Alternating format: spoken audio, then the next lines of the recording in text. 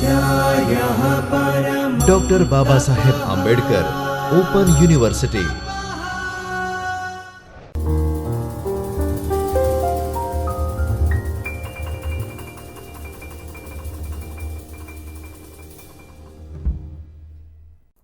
નમસ્તે વિદ્યાર્થી મિત્રો, દ્વિતીય વર્ષ BA સંસ્કૃતમાં આજે આપણે SKTM/SKTS 204 વૈદિક સાહિત્ય અને ઉપનિષદ અંતર્ગત નદી વિશ્વામિત્ર સૂક્ત વિશે અધ્યયન કરીશું.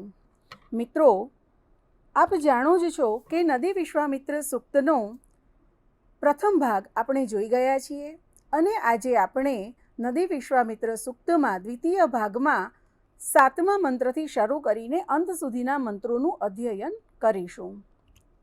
મિત્રો, ફરીથી નદી વિશ્વામિત્ર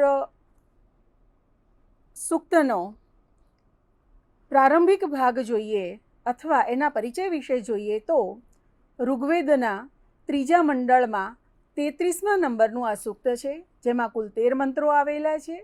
આ કુલ મંડળ છે અને વિશ્વામિત્ર ઋષિનું દર્શન ગણાયું છે. આ સૂક્તની દેવતા ઇન્દ્ર છે અને આ સૂક્તમાં આપણને 3 ઋષિ પ્રાપ્ત થાય છે, જેમાં નદ્યૌ એટલે કે 2 નદીઓ ઋષિ છે, એટલા માટે ઋષિનો શી ત્યાં આગળ તમે જોઈ શકો છો કે દીર્ઘ છે. અને ત્રીજા જે ઋષિ છે એ વિશ્વામિત્ર છે. અહીં નદીના ભાગે 4થો, 6થો, 8મો અને 10મો મંત્ર આવેલા છે, જ્યારે વિશ્વામિત્ર ઋષિ 1થી 3, 5, 7, 9, 11, 12 અને 13 મંત્રોના દ્રષ્ટા ઋષિ છે. અહીં 1થી 12 મંત્રોમાં ત્રિષ્ટુપ છંદ આવેલો છે, જ્યારે 13મા મંત્રમાં અનુષ્ટુપ છંદ આવેલો છે. વેદોમાં મિત્રો આપણને સ્તુતિ, પ્રાર્થના, તત્વજ્ઞાન, સંવાદ વગેરેના સૂક્તો પ્રાપ્ત થાય છે અને નદી વિશ્વામિત્ર સૂક્ત એ સંવાદ સૂક્ત છે. અહીં 2 નદીઓ શુતુદ્રી અને વિપાટ સાથે ઋષિ વિશ્વામિત્રનો સંવાદ પ્રાપ્ત થાય છે. આ આપણે આ પૂર્વે પણ જોઈ ગયા હતા. આજે પુનઃ એ વસ્તુને આપણે યાદ કરી છે. હવે મિત્રો આપણે 7મો મંત્ર જોઈએ. 7મા મંત્રમાં કહેવાયું છે કે પ્રવાચ્યમ શશ્વદા વીર્યમ તદિન્દ્રસ્ય કર્મ યદ અહિમ વિવૃતશ્ચ વિવજ્રેણ પરિષદો જઘાના યન્નાપો અયનમ ઇચ્છમાનાહ. આ મંત્રનો અર્થ કરીએ તો આ વિશ્વામિત્ર ઋષિ બોલી રહ્યા છે. તે કહે છે કે ઇન્દ્રનું અહિમ અહીને વિવૃશ્ચત વિદીર્ણ કરવાનું યત જે વીર્યમ પરાક્રમ હતું, કર્મ પરાક્રમરૂપી કર્મ જે બળરૂપી કર્મ હતું, તત તે શશ્વધા એટલે કે સર્વદા હંમેશા શાશ્વત રૂપે પ્રવાચ્યમ પ્રશંસનીય છે. વજ્રેણ વજ્રથી પરિષદ વિજઘાન તેણે પરિષદ નદીઓના જે 2 તટો છે એના માટે આ શબ્દ વપરાયો છે. તો તટોને, કિનારાને વિજઘાન ભાંગી નાખ્યા અને અયનમ, અયન એટલે મુખ, અયનમ મુખને ઈચ્છમાના શોધતી, પ્રાપ્ત કરવા ઈચ્છતી, આ ઈચ્છા દર્શક રૂપ છે મિત્રો. તો ઈચ્છમાના ઈચ્છતી નદીઓને એના આપહ પાણીને આયન જવા માટે રસ્તો કરી આપ્યો, વહી નીકળ્યા. તો આ મંત્રમાં કહેવામાં આવ્યું છે કે નદીઓ જે સાગરને મળવા માટે આગળ વધવા ઈચ્છતી હતી એને જવા માટેનો રસ્તો એ રોકાયેલો હતો. તો એ તટને ઇન્દ્રે વજ્રથી તોડી નાખ્યા અને નદીઓને જવા માટે, નદીઓના મુખ માટેનો રસ્તો એણે ખોલી આપ્યો. આગળ આપણે ઇન્દ્ર સૂક્તમાં ઇન્દ્રસ્યનું વીર્યાણી પ્રવોચમ અથવા તો જનાસ સ ઇન્દ્ર, તો લોકો તે ઇન્દ્ર છે એમ કરીને આપણે ઇન્દ્રના પરાક્રમોની વાતો કરી હતી. ઇન્દ્રના જે પરાક્રમો છે એમાં એક છે નદીઓના પાણીને વહેવડાવવા. તો અહીંયા આગળ આ સૂક્તના દેવતા પણ ઇન્દ્ર હોવાના કારણે અહીં આપણને એ વસ્તુ જોવા મળે છે કે ઇન્દ્રનું પરાક્રમ, અને પરાક્રમ કેવું છે તો કહે છે કે શશ્વધા એટલે કે શાશ્વત છે, હંમેશા સર્વદા જેને યાદ કરી શકાય, જેના માટે માન આપી શકાય એવું એ કર્મ ઇન્દ્રએ કર્યું છે. આગળના મંત્રમાં જોઈએ તો નદીઓ જવાબ આપે છે કે એતદ વચો જરિતર્માપી મૃષ્ટા આયત્તે ઘોષાનુત્તરા યુગાની ઉક્તેષુ કારો પ્રતિનોજુષસ્વ માનોની કહ પુરુષત્રા નમસ્તે. નદીઓ કહે છે કે જરિતઃ, જૃ ધાતુમાંથી આ શબ્દ નિષ્પન્ન થાય છે મિત્રો, અને જેનો અર્થ સ્તુતિ કરવી છે.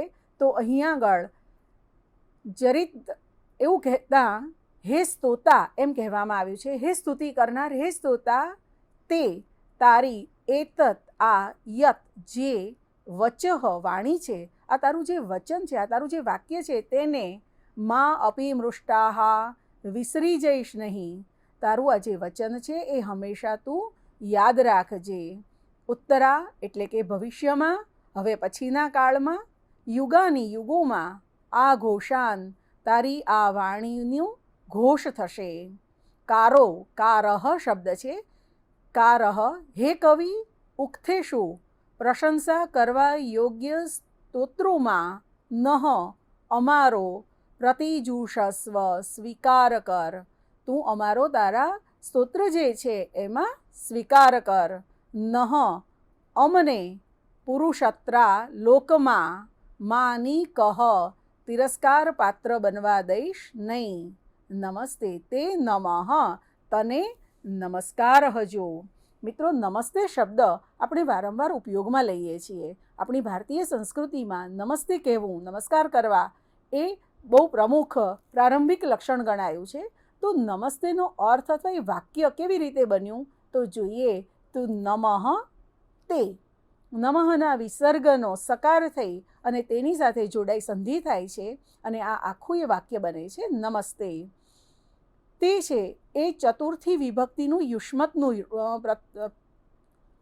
રૂપ છે. તો તુભ્યમ તે એ વૈકલ્પિક રૂપ છે. તો તુભ્યમના સ્થાને તે વપરાતા નમસ્તે કહેતા તમને નમસ્કાર હજો, તને નમસ્કાર હજો એવો અર્થ આપે છે.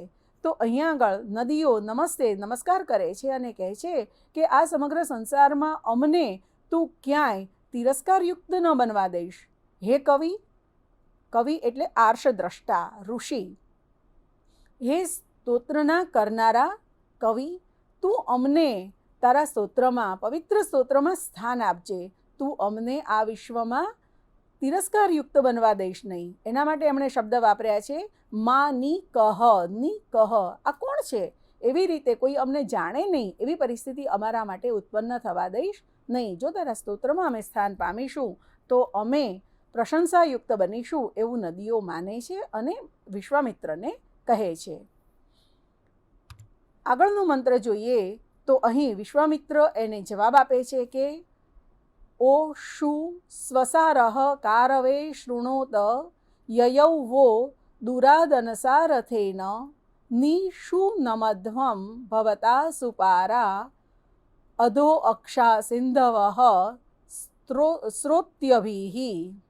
વિશ્વામિત્ર કહે છે કે સ્વસારહ, સ્વશ્રુ એટલે બહેન, અને અહીં સ્વસારહ હે બહેનો, કારવે આ કર્તા, આ સ્તોત્રના રચયિતાનું સુઓશૃણોત વચન સાંભળો.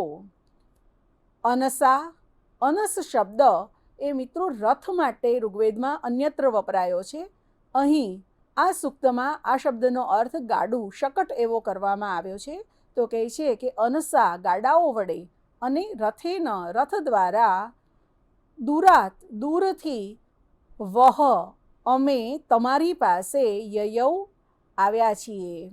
એટલે કે હું બહુ દૂરથી રથ અને ગાડાઓ લઈને તમારી પાસે આવ્યો છું. તો શું સારી રીતે નિનમધ્વમ નીચા નમીને સુપારાહા સારી રીતે પાર કરી શકાય ભવતઃ એવા તમે બનો. સ્રોત્યાભિઃ પાણીના સ્રોત વડે અધો અક્ષાહા, અમારા જે ગાડા અથવા રથના પૈડા છે એની નીચે, ધરીની નીચે રહે તેવા જળવાળી હે સિંધવઃ, હે નદીઓ તમે બનો.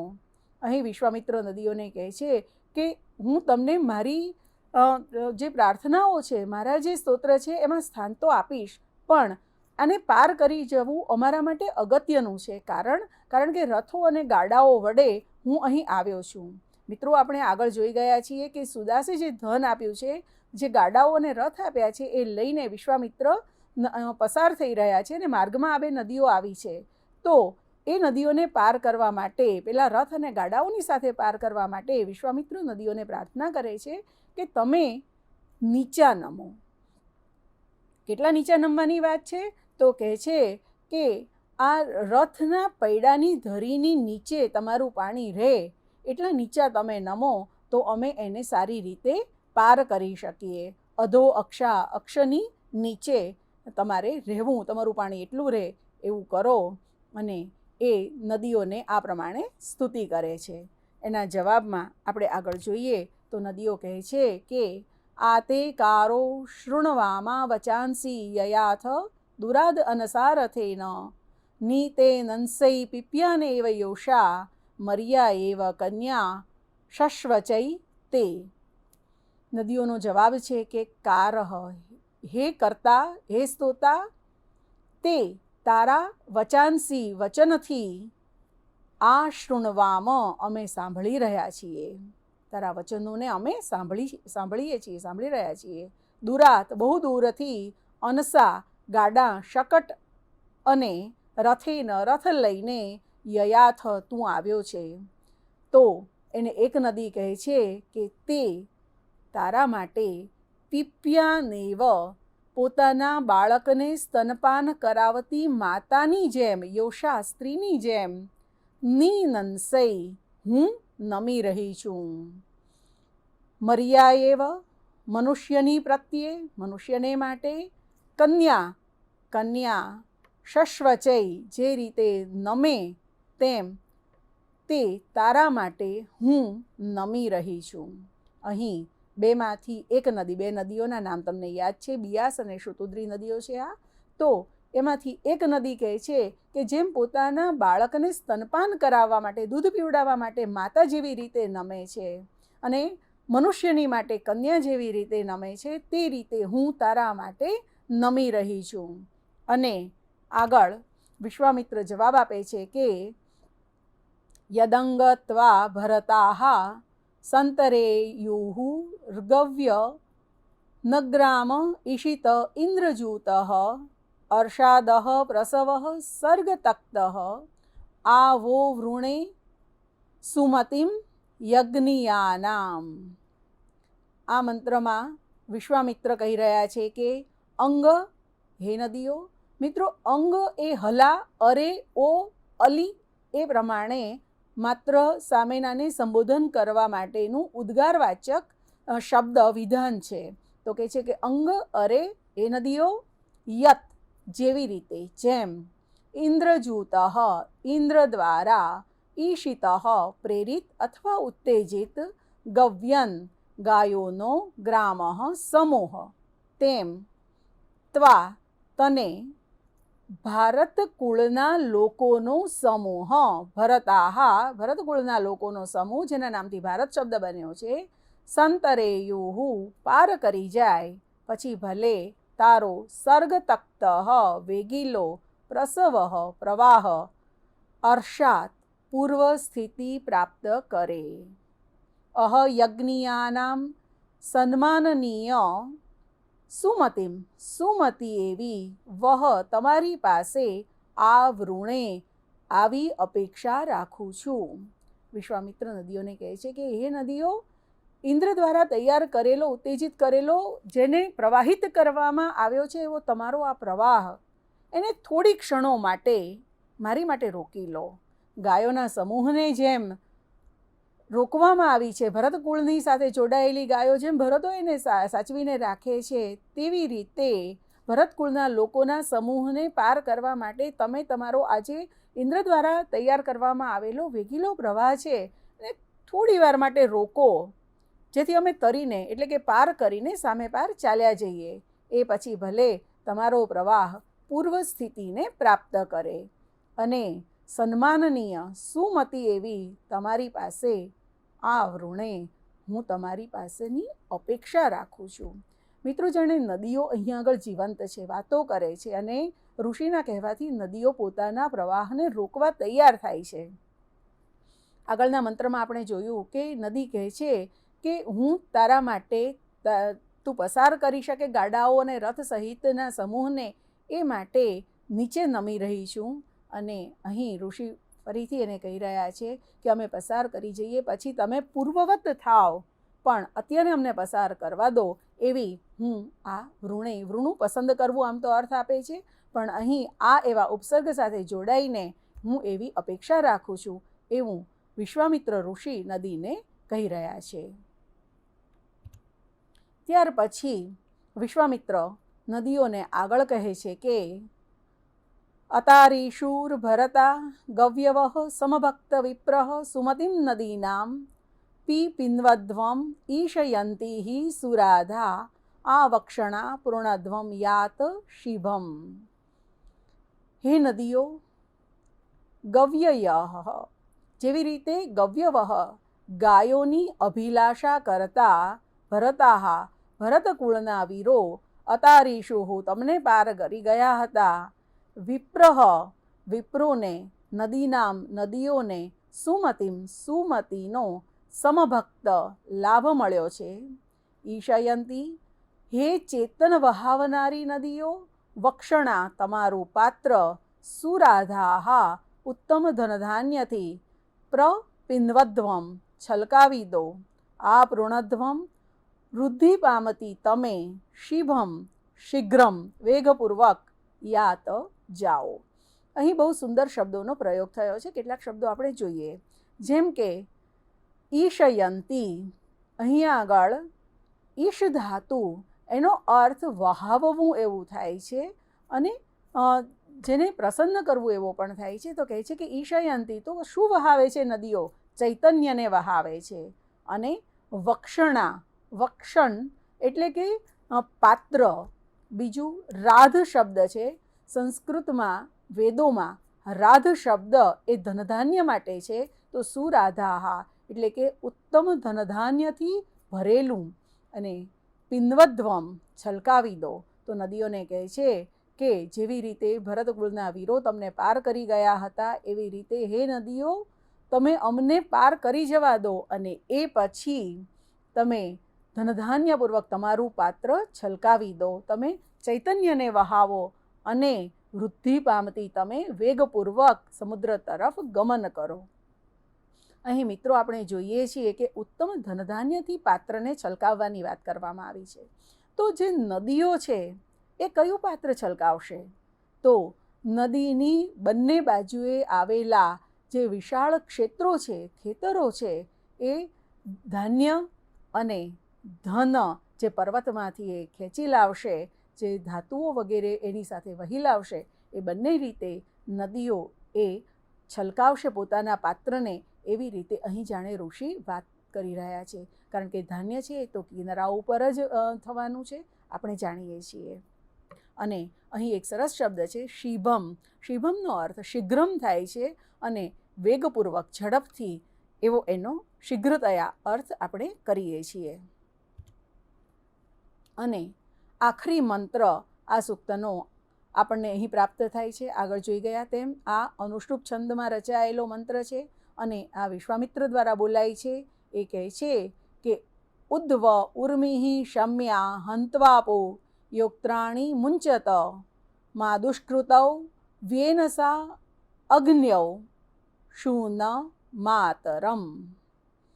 વિશ્વામિત્ર કહી રહ્યા છે કે હે નદીઓ, વહ તમારા, ઉર્મિ તરંગ, મોજાઓ, શમ્યા, શમ્યા એટલે કે ધૂંસરી, બળદની ઉપર જે એને ધૂંસરી નાખવામાં આવે છે એની વાત કરવામાં આવી છે અહીંયા. ધૂંસરીને ઉપર હંતુ મોકલે. અહીં નદીને પ્રાર્થના છે કે તમારા જળ ઉપર થતા તરંગો, એના ઉર્મિઓ, એના મોજા એ બળદ વગેરે સાથે અથવા તો ઘોડા વગેરે સાથે બાંધેલી ધૂંસરીને ઉપર મોકલે. અને આગળ એ કહે છે કે આપહ, હે પાણીઓ, અહીં પાણીને પણ સંબોધન કરવામાં આવ્યું છે. યોક્ત્રાણી, ધૂંસરે જોતરવાના જે દોરડા છે તે મુંચત, છોડી દો. વ્યનસા, બે નિષ્પાપ. અદુષ્કૃતૌ, બે નિર્દોષ. અગ્ન્યૌ, ન હણાઈને. શૂનમ, શૂન્યતાને. માં, ન આ અરતામ પ્રાપ્ત કરે. એટલે કે આ જે બળદની ઉપર ધૂંસરી બાંધી છે એના દોરડાને તમે ઊંચે લઈ જાઓ. તમારા પાણીના સ્તરને નીચું કરો જેથી એ દોરડા ઉપર રહે. અને આ જે એની ધૂંસરી સાથે બાંધેલા બે છે બળદો કે ઘોડા, અશ્વો, એ શૂન્યતાને ન પામે, મૃત્યુ ન પામે, એ તમારામાં વહી ન જાય અને આ નદીના પ્રવાહને પાર કરી જાય એવી પ્રાર્થના અહીં વિશ્વામિત્ર નદીઓને કરી રહ્યા છે. મિત્રો, અહીં આપણે જોઈએ છીએ કે પ્રાર્થના અને સ્તુતિ એ જે બે પ્રકાર હોય છે એમાં અહીં વિશ્વામિત્ર નદીઓને પ્રાર્થના કરી રહ્યા છે. પ્રાર્થના કરી રહ્યા છે વત્તા અર્થના, એટલે કે કશું પ્રાપ્ત કરવા માટે, પોતાની કોઈ ઈચ્છા પૂરી કરવા માટે સામે કહેવું. તો અહીંયા નદીઓને પ્રાર્થના છે કે અમને તમારા જળ તરીને પાર ઉતરવા દો. તો આ પ્રાર્થના આપણે અહીં જોઈએ છીએ. આ સંવાદ સૂક્ત છે. અહીં 4 મંત્રો નદીઓ દ્વારા કહેવાયા છે. નદીઓ એ 4 મંત્રની ઋષિકાઓ છે અને બાકીના જે મંત્રો છે એ બધા જ મંત્રો વિશ્વામિત્ર ઋષિ દ્વારા કહેવાયા છે. આ વિશ્વામિત્ર ઋષિનું દર્શન છે અને અહીં નદીઓ માટે ઋતાવરી શબ્દ જેવા ઉત્તમ સુંદર શબ્દો વપરાયા છે. અહીં આપણે પ્રકૃતિનું દર્શન પણ કરી શકીએ છીએ અને નદીઓ જાણે માનવ રૂપા હોય, જાણે કે બોલતી હોય અને તેના પાણીઓ પણ જાણે વાતો કરતા હોય એવું આપણે જોઈ શકીએ છીએ. મેં આગળ કહ્યું તેમ કેટલાક વિદ્વાનો માને છે કે આ સંવાદ સૂક્તો છે એ નાટકો એટલે કે ભારતીય નાટકના મૂળ છે. એમાંથી જ નાટકો ઉત્પન્ન થયા છે.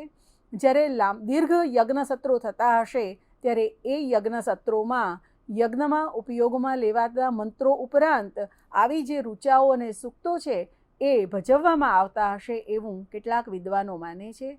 તો મિત્રો, આ બહુ મહત્ત્વનું સૂક્ત છે. નદી વિશ્વામિત્ર અથવા વિશ્વામિત્ર નદી સંવાદ સૂક્ત વિશે નોંધ લખો એવું જો તમને પૂછવામાં આવે તો તમારે આ મંત્રના દેવતા ઋષિ છંદ સૌથી પહેલાં દર્શાવવા જોઈએ અને પછી એ સંવાદમાં બંને દ્વારા કેવી માગણી કરવામાં આવી છે અને શું જવાબ આપવામાં આવ્યા છે એની વાત તમારે કરવી જોઈએ. મિત્રો, અહીં પોતાના બાળકને સ્તનપાન કરાવવા માટે નમતી નદીઓની વાત અથવા તો મનુષ્યને માટે નમતી સ્ત્રીની વાત, કન્યાની વાત કરવામાં આવી છે. એ નોંધપાત્ર રીતે તમારે તમારા જવાબમાં મૂકવું જોઈએ કે જાણે કે અહીં આગળ નદીઓ સ્ત્રીઓ છે એવી રીતે નદી પોતે પોતાની વાત કરી રહી છે એ તમે દર્શાવી શકો છો અને આ બહુ મહત્ત્વનું સૂક્ત છે તો એને તમે ધ્યાનમાં લેજો. આ સૂક્ત આપણે અહીં પૂરું કરીએ છીએ.